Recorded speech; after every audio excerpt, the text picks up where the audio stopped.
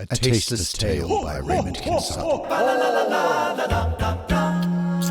Hey Santa, hey Santa, hey Santa, hey Santa. They were an odd collision of politeness and brutality. Their teeth bit into the soft flesh as they tore the meat from the bones and spoke with their mouths full, seemingly unconcerned about spitting food onto each other's plates as they talked. Cooked to perfection, Mrs. Claus. And carved with skill, Mr. Claus. Such a pity he was the last one. Yes, but we definitely saved the best for last. The fire popped and crackled. In the pause between a bite and a swallow, Mrs. Claus broke wind at exactly the same moment Mr. Claus belched. They simultaneously spat out the food in their mouths as they drunkenly laughed at each other's bodily indiscretions. Having finished the last of the medium-rare meat, they cast their eyes on the final delicacy, a honey-glazed scarlet nose.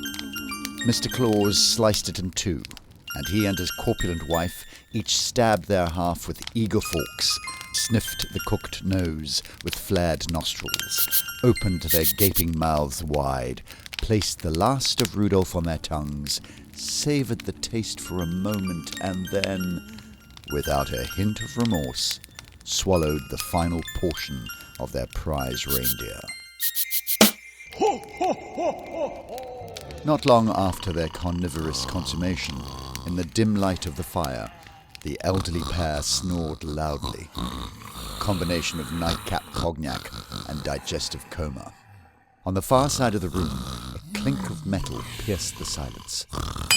Mrs. Claus opened one semi-conscious eye to blearily glance at the cage in the corner, and then slipped back into unconsciousness.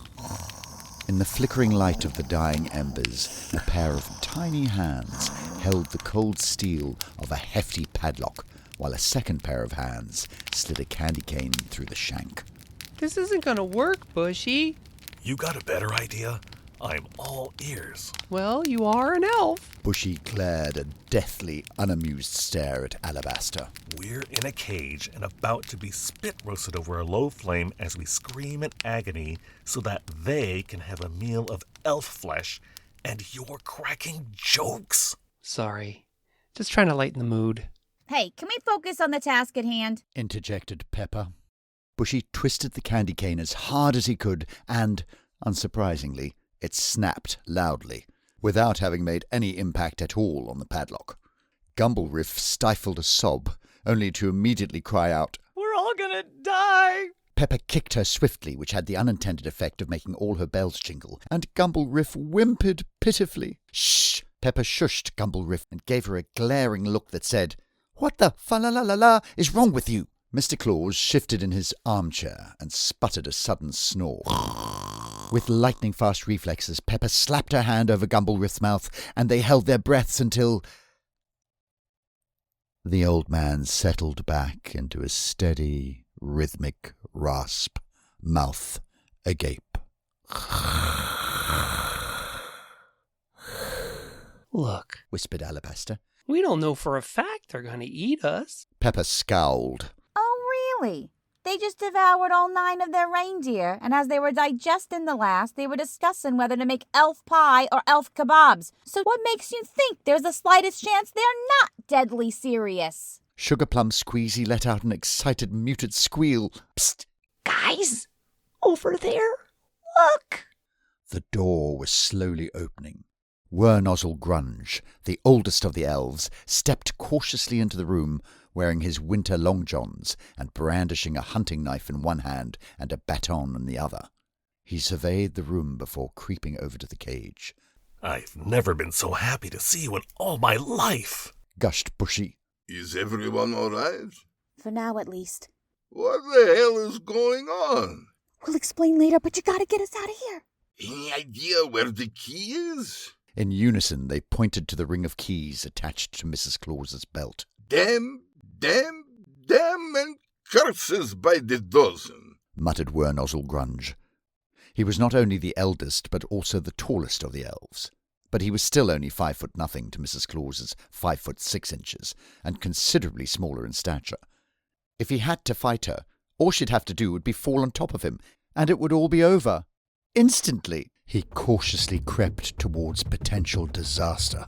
Mrs. Claus had her head turned away from Wurnozzle as he took his knife and gingerly slipped it under her belt, ready to cut the leather.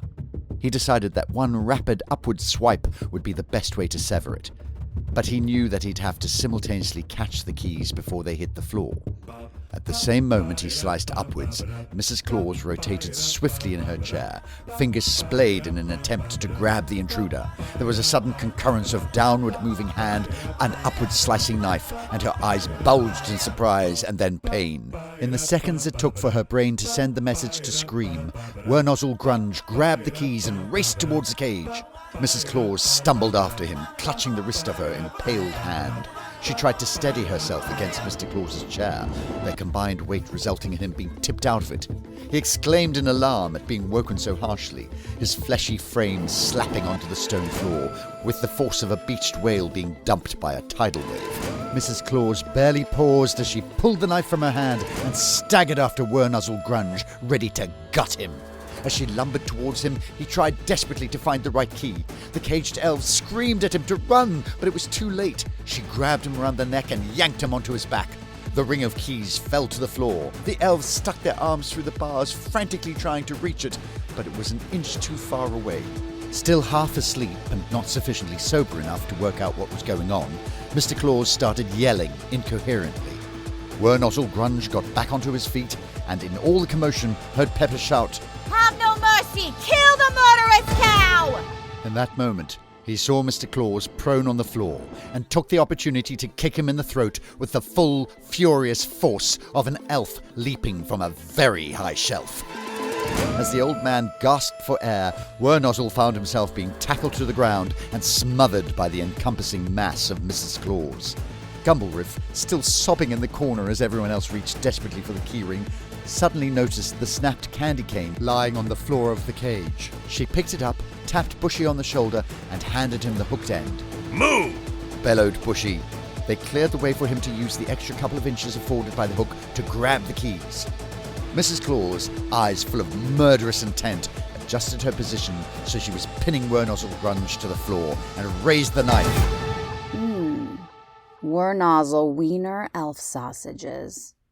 That's what I'm going to... Before she could finish her sentence, the resounding crack of a reindeer femur hitting a human skull filled the room, and she slumped to the floor.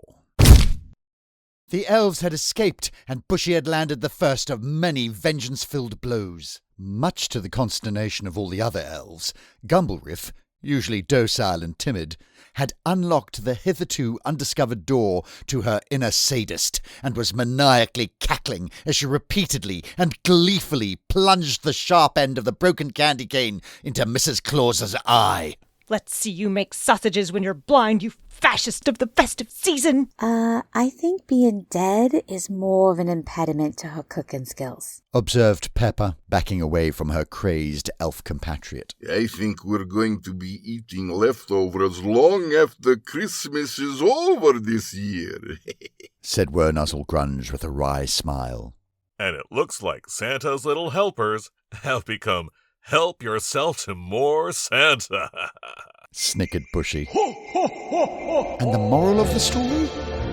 Well, it's not really a morality tale, more of a cautionary tale to remind people at the top of the food chain that forcing people, and elves, to work for less than a living wage and expecting them to be cheerful while you shaft them isn't going to end well. Merry Death, Miss...